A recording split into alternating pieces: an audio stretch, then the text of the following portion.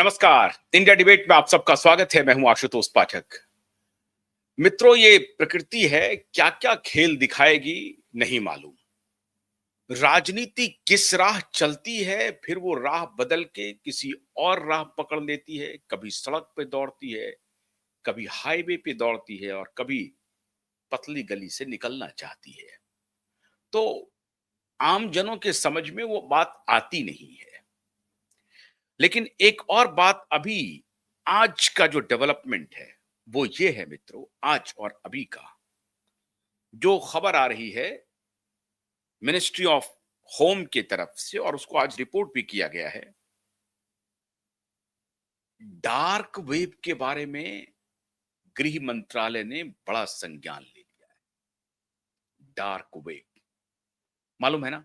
Dark web पहली बार कब प्रकाश में आया था? दिशा और सुशांत की मृत्यु के बाद दुनिया ने जाना कि डार्क वेब भी कोई चीज होती है। वरना जो डार्क वेब में ऑपरेट करते थे वो उन ऑपरेटर्स को तो मालूम था, लेकिन दुनिया को मालूम नहीं था कि ये डार्क वेब होता क्या है, कौन इसे चलाता है, कौन इसका उपयोग करता है। पहली बार इस बात का जिक्र सुशांत और दिशा की मृत्यु के बाद हुई थी, और तभी लोग डार्क वेब के बारे में सर्च करना शुरू किया था। अब उस डार्क वेब को लेकर के क्या बात हो रही है अभी मैं बताने वाला हूं। और दूसरी बात कि डार्क वेब से ह्यूमन ट्रैफिकिंग और ड्रग, इसका क्या रिश्ता है, इस पर क्या बात हो रही है। मैं इसीलिए कह रहा हूं कि थोड़ा थोड़ा ये, चूंकि मामला बहुत टेढ़ा है और लड़ाई बड़ी लंबी है, तो जब भी कोई अपडेट आता है मैं फौरन आपके साथ शेयर करता हूं। रास्ता टेढ़ा है। एक तरफ कुछ लोग बचाने में लगे हुए हैं, एक तरफ कुछ लोग सच्चाई को सामने लाने में लगे हुए हैं, और एक तरफ कुछ लोग भ्रष्टाचारियों को, बेईमानों को, अत्याचारियों को, बलात्कारियों को, हत्यारों को, उसको पकड़ करके पब्लिक डोमेन में लाने के लिए लगे हुए हैं। ये रस्सा कस्सी चल रही है। तो ऐसा नहीं है कि सामने वाला बड़ा कमजोर है, बिल्कुल नहीं है, क्योंकि उसका एक पैरेलल तंत्र जमा हुआ है। और खाली देश में नहीं, विदेश तक उनके तार फैले हुए हैं, और विदेश से नियंत्रण हो रहा है इन सारी चीजों का। तो बहुत आसान नहीं है ये खेल। लेकिन आज फिर मैं आपको कह रहा हूं कि क्यूबाइब नेटवर्क का अभियान फिर से जीत गया है। और जब मैंने कल बात आपको यह बताई थी कि सख्त निर्देश गया है देवेंद्र फडणवीस को, तो मान लीजिए कि सख्त निर्देश देवेंद्र फडणवीस को गया है। और तभी मैंने आपको एक दिन और बताया था, लगातार हम बताते रहते हैं कि नारकोटिक्स डिपार्टमेंट का जो खेल है दिशा सुशांत केस में, वो सबसे महत्वपूर्ण कड़ी है, जिसको सीबीआई ने पूरी तरह से अनदेखा कर दिया। सीबीआई उसके तरफ कभी तवज्जो दिया ही नहीं।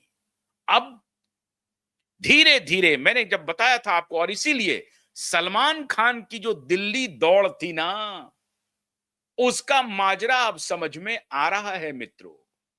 और ये आमिर खान का भी जो दिल्ली दौड़ है, इसका भी माजरा समझ में आ रहा है। दिल्ली दौड़ क्यों लगी थी सलमान खान के द्वारा, और क्यों सलमान खान उनसे न मिल करके इनसे मिल रहे थे। मतलब जिनसे उनसे जिनको जिनसे उनको मिलना चाहिए था, उनसे नहीं मिल रहे थे, मिल किसी और से रहे थे। ये पर्दादारी में छाई खेल चल रही है, और उस सारे खेल को मैं डिकोड करके आपके सामने रख रहा हूं कि अब ये मामला तूल पकड़ लिया, और जो फाइनल असॉल्ट है वो करने की बात हो रही है। क्यों? क्योंकि कई बार सरकार को यह लग रहा है कि क्या दिशा और सुशांत केस में कोई कोरोबोरेटिव एविडेंस नहीं है। नहीं है, कोरोबोरेटिव एविडेंस है। लेकिन एक मामला जो सबसे महत्वपूर्ण है मित्रों, वो मामला है ह्यूमन ट्रैफिकिंग का, और ड्रग का, और फिर डार्क वेब का। ये बात क्यों प्रकाश में दोबारा आ गई है, और क्यों भाईजान सलमान खान दिल्ली का रुख कर रहे थे, पावर गैलरी का? तो आप सुनिए, सुनिए, बिना वक्त गंवाए सुनिए। To curb synthetic drugs, trafficking via dark web sought to hold a key meeting। और ये तो जो मीडिया की जो रिपोर्ट आ गई है उसकी बात मैं कह रहा हूं, मतलब इनको रिपोर्ट करना पड़ गया। अंदर की बात मैं बता रहा हूं। 36 हेड, देश के 36 नारकोटिक्स डिपार्टमेंट के हेड, अलग अलग राज्यों से, पूरे देश भर के 36 नारकोटिक्स डिपार्टमेंट के हेड्स मिल रहे हैं, जो अलग अलग जोन में, अलग अलग स्टेट में, स्टेट यूटी कैडर्स में जो नारकोटिक्स के हेड हैं, उनको तलब किया गया है। और ये मीटिंग इसी सप्ताह दिल्ली में कन्वीन कर ली गई है। और इसी सप्ताह इस मीटिंग में जो 3 बड़े एजेंडे हैं, उसमें यह है कि डार्क वेब की कहानी क्या है भाई, ह्यूमन ट्रैफिकिंग की कहानी क्या है भाई, और ड्रग कार्टेल का की कहानी क्या है भाई। ये 3 महत्वपूर्ण मुद्दे हैं नारकोटिक्स डिपार्टमेंट की मीटिंग में। अब आप बताइए, नारकोटिक्स डिपार्टमेंट अगर मीटिंग कर रहा है, डार्क वेब से क्या लेना देना, फिर ह्यूमन ट्रैफिकिंग से क्या लेना देना, फिर ड्रग कार्टेल तो है ही है जिनके लिए उनको मीटिंग करना है। Drug cartel, human trafficking, dark web, मतलब टेक्नोलॉजी का जो इंटरवेंशन हो रहा है, इसको लेकर के होम मिनिस्ट्री ने जो तैयारी शुरू की। और ये इशारा कहां जा रहा है, इसलिए मैंने आपको कहा था ना कि हमें जो सूचना मिल रही थी मिनिस्ट्री ऑफ होम से कि सरकार का सख्त निर्देश है देवेंद्र फडणवीस के लिए कि ये जो अभी जो गुलदस्ते का जो आदान प्रदान हो रहा है, ये आदान प्रदान बंद कर दीजिए, क्योंकि सरकार बड़ा बहुत बड़ा कैंपेन लॉन्च करने जा रही है और एक ही साधे सब सधे। हालांकि सरकार का एजेंडा है कि 2047 तक ड्रग फ्री करना। अरे तो 47 तक तो बहुत गंगा बह जाएगी, हम 47 तक क्यों इंतजार करें। तो ये सब तो नहीं होगा, लेकिन जो अंदरूनी रिपोर्ट है मित्रों, आज मैं सरकार की थोड़ी बहुत आलोचना करूंगा अपने दूसरे शो में, वो अभी 3 बजे आएगा, उसे आप जरूर देखिएगा। और मैं तो सोच रहा था कि मैं फोन लाइन ओपन कर दूं आप लोगों के साथ बात करने से, लेकिन नहीं, अभी करते हैं और कल फोन लाइन ओपन करूंगा। लेकिन आज पहले इस बात को सुन लीजिए, क्योंकि इसके पहले ये खबर आ गई और जब मैंने अपने सूत्रों को फोन किया। और मैं एक बात और बताता हूं मित्रों, मुझे कल से इस बात के संकेत मिल रहे थे कि ये होने जा रहा है, लेकिन कंफर्मेशन नहीं आ रहा था। रात लगभग 11:30-12 बजे के आसपास मुझे कंफर्मेशन आया और कहा कि आप देखिएगा, कल का रिपोर्ट आप पढ़ लीजिएगा। और मैं अखबार का इंतजार कर रहा था। अखबार में रिपोर्ट छपी, बिल्कुल छपी। इसका मतलब जो रात को 11:30 बजे मुझे सूचना मिल रही थी, वो सूचना बिल्कुल पुख्ता थी। और उन्होंने कहा कि कल एक रिपोर्ट पढ़िएगा, जो मुझे सूचना दे रहे थे। और बिल्कुल होम मिनिस्ट्री को बिल्कुल नजदीक से जानते हैं, समझते हैं और उनके एक-एक मूवमेंट पर ध्यान रखते हैं। तो जब उन्होंने मुझे सूचना दी कि कल की आप एक रिपोर्ट जरूर पढ़िएगा और वो बड़ा खुलासा होने वाला है, एक भूचाल आने वाला है देश में। जब मैंने आज अखबार देखी, मैं यही देख रहा था और ये भी पेज नंबर 6-7 पर था। पहले पेज पर तो मुझे मिली नहीं है खबर, लेकिन पेज नंबर 7-8 पे जाकर के मुझे मिली है। 6 या 7 नंबर पेज पर है ये। तो आप सोचिए, फिर भी इसको भी दबाने की कोशिश हो रही थी। इतनी बड़ी खबर है, लेकिन इसको भी पेज नंबर 6-7 पर जाकर के जगह मिली है और छोटी सी जगह मिली है, छोटी सी जगह। उसको कोई बड़ा कॉलम नहीं मिला है। इसका मतलब सोचिए कि तंत्र कितना मजबूत है। हमें रात को सूचना मिल रही है कि कल आप अखबार देखिएगा, और मैं अखबार सुबह उठ करके पलटता हूं और मुझे ये अखबार में ये रिपोर्ट मिलती भी है, लेकिन ये 6-7वें पेज पर मिल रही है अखबार की रिपोर्ट। इसका मतलब है कि ये रिपोर्ट जब होम मिनिस्ट्री से जा रही है, छपने के लिए जा रही है, बजाबता होम मिनिस्ट्री की ब्रीफिंग है ये, अगर ये रिपोर्ट छपने के लिए जा रही है, 11:30 बजे रात को मुझे इसकी सूचना मिल जाती है, तो इसका मतलब है कि मीडिया में जो रिगर है, मीडिया में जो इन बातों को, तथ्यों को दबाने की जो साजिश चलती रहती है, उसने अपने तरीके से दबाने की पूरी कोशिश की। उसने पेज नंबर 1 पे आनी चाहिए यह खबर, इतना इंपॉर्टेंट खबर है, कहीं पेज नंबर 1 पे या 2 पे आ जाता, और 6-7वें पर जाकर के दिया, जो लोग भूल जाएंगे, लोग पढ़ते हुए, रविवार का दिन है, अब देख भी नहीं पाएंगे, पढ़ भी नहीं पाएंगे। लेकिन उससे क्या होगा? उससे होना जाना कुछ नहीं है। उससे होना तो यह है कि सूचना जब मिली तो ये मिल गई। अब और डार्क वेब, ह्यूमन ट्रैफिकिंग और ड्रग कार्टेल, इसमें अब ये जो रिपोर्ट बनेगी, According to NCB, the conference will feature in-depth discussion critical aspects of drug supply, demand reduction, and harm reduction, including their far-reaching national security implication, and will seek to foster a whole government approach in addressing the complex challenges posed by drug trafficking and abuse. अब ये इसके पहले भी आपने देखा होगा, drug free India is NCB 2024 releases drug free in disposal and the conference agenda include the 6 technical sessions focusing on key areas such as. अब इसके पहले एक डॉसियर जो मैंने आपको बताया था ना कि कैसे adopted a zero tolerance. Government has adopted a zero tolerance policy towards drugs, and Amit Shah's directive to form a dedicated anti-narcotics task force in all states and UTs marked a significant step towards the vision of drug-free India.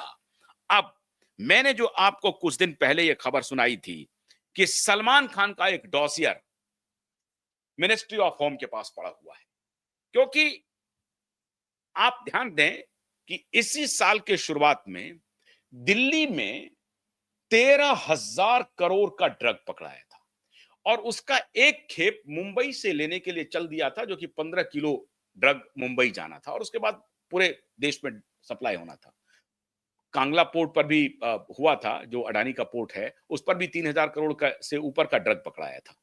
लेकिन वो drug कहां गया, उसकी बड़ी आलोचना भी हुई अडानी जी की कि कैसे वो आ रहा है, कैसे हो रहा है। लेकिन अब ड्रग पेडलर तो भाई कहीं भी पहुंच जाएंगे, उसमें अडानी क्या कर सकते हैं। खैर, लेकिन ये जो ड्रग की सप्लाई चल रही थी पूरे देश में, उसमें मुंबई के बॉलीवुड के बारे में सरकार के पास बहुत ही अंदरूनी रिपोर्ट है, जिस रिपोर्ट पर हम लोगों ने, जिसको आधार बना करके जो शुरुआत में हम लोगों ने इन्वेस्टिगेशन शुरू किया कि आखिर आदित्य ठाकरे का नाम क्यों आ रहा है, डिनो मौर्या का, आदित्य ठाकरे का, अरबाज खान का, सूरज पंचोली का, सलमान खान का, उनके जो शेरा हैं बॉडीगार्ड, उनका, इन लोगों का क्या आपस में रिश्ता है।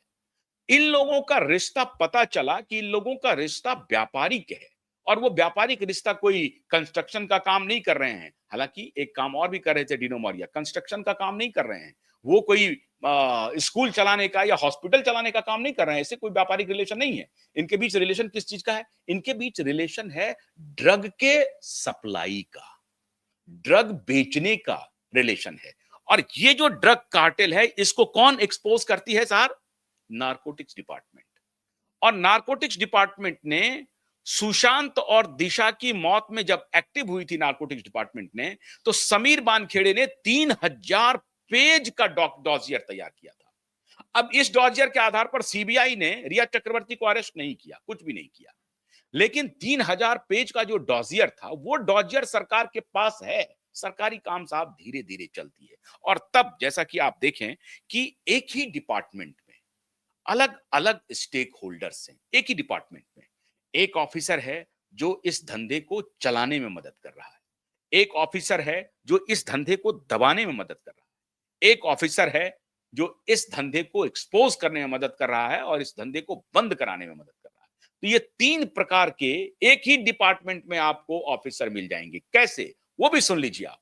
समीर मानखेड़े ने जब शाहरुख खान के पुत्र को गिरफ्तार किया, आर्यन खान को, तो उसी डिपार्टमेंट के ऑफिसर ने समीर बानखेड़े के खिलाफ इंक्वायरी लॉन्च कर दिया और समीर बानखेड़े के खिलाफ यह कहा कि भाई शाहरुख खान से समीर बानखेड़े 30 करोड़ की डील कर रहा था बेटे को छोड़ने के एवज में।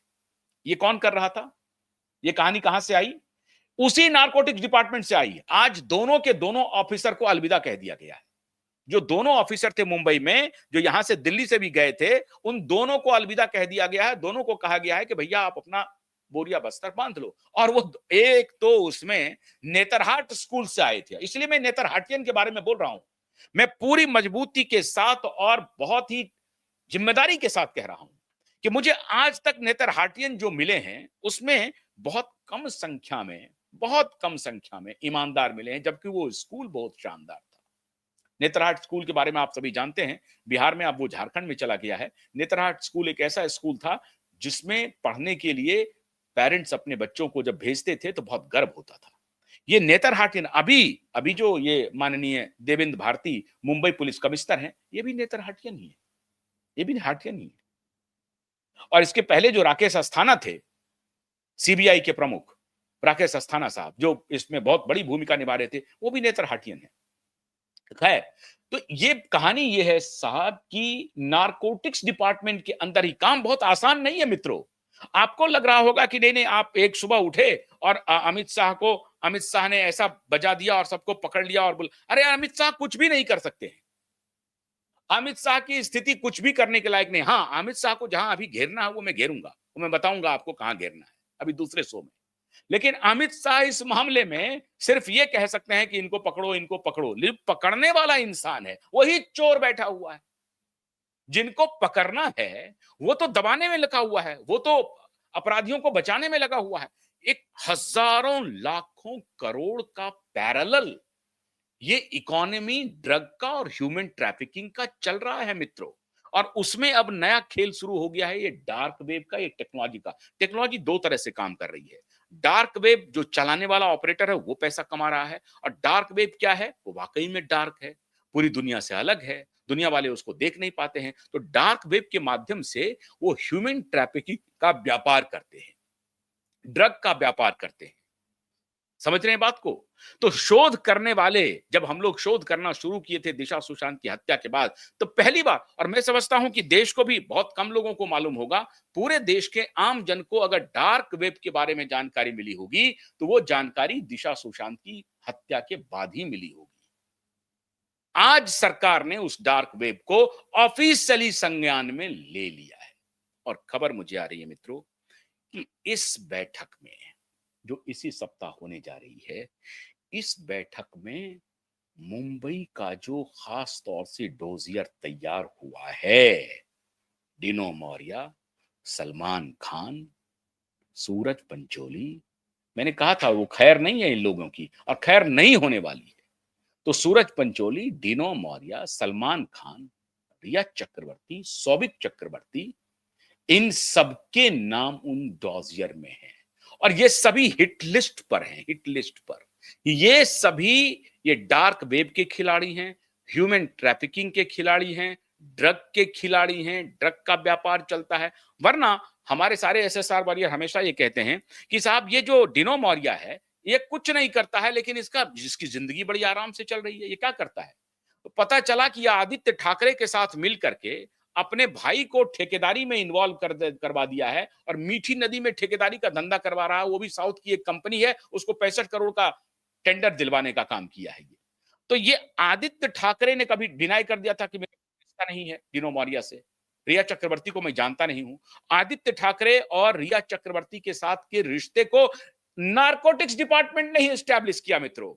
सीबीआई तो कह रही है कि नहीं नहीं, वो तो आदित्य उद्धव ठाकरे की जगह कोई और था जिसको फोन कर रही थी रिया चक्रवर्ती। सीबीआई का टोटल इन्वेस्टिगेशन सिर्फ इसीलिए रिया चक्रवर्ती को बचाने के लिए हो रहा है, क्योंकि रिया चक्रवर्ती अगर फंसेगी तो रिया चक्रवर्ती के तार आदित्य ठाकरे और तमाम ड्रग कार्टल और ह्यूमन ट्रैफिकिंग तक पहुंचेगी। और जैसा मैंने आपको बताया कि एक डिपार्टमेंट में एक ऑफिसर इस पूरे एक्सपोजे को दबाने में लगा हुआ है, और उसी डिपार्टमेंट का दूसरा ईमानदार ऑफिसर हम जैसे लोगों को इंफॉर्मेशन भी पहुंचा रहा है। लड़ाई बहुत कठिन है मित्रों, आसान लड़ाई बिल्कुल नहीं है।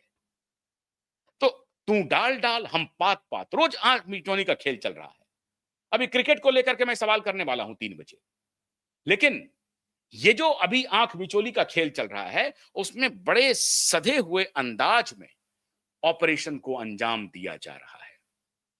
ऑपरेशन को अंजाम दिया जा रहा है मित्रों। कोविड के दौर में यही हो रहा था।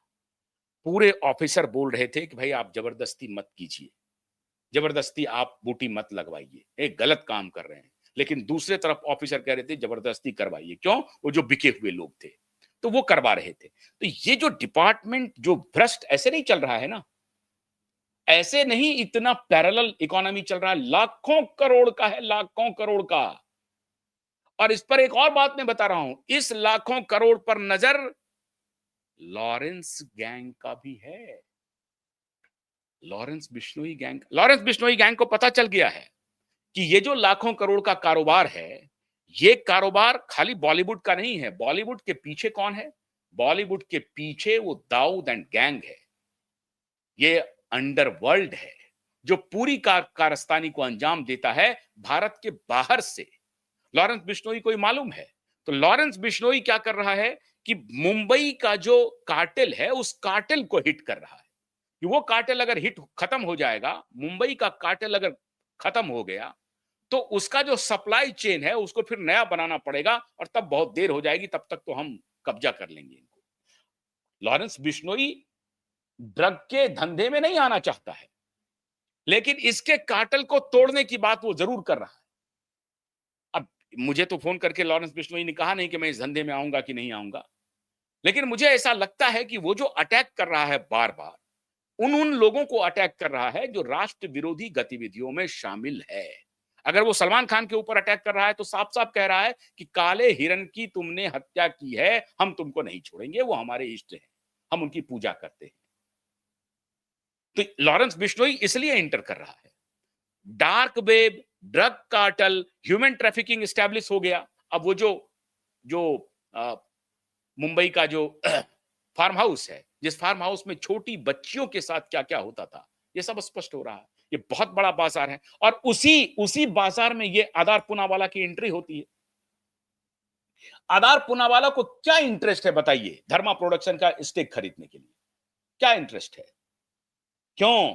क्योंकि आधार पूनावाला का जो सीरम इंस्टीट्यूट है वो मिलियंस ऑफ डॉलर प्रॉफिट कमाया और अब उनको लग रहा है कि ये फिल्म इंडस्ट्री में हमें टेस्ट एंड ट्रायल के लिए पिग चाहिए, गिनी पिग्स चाहिए, छोटे बच्चे चाहिए।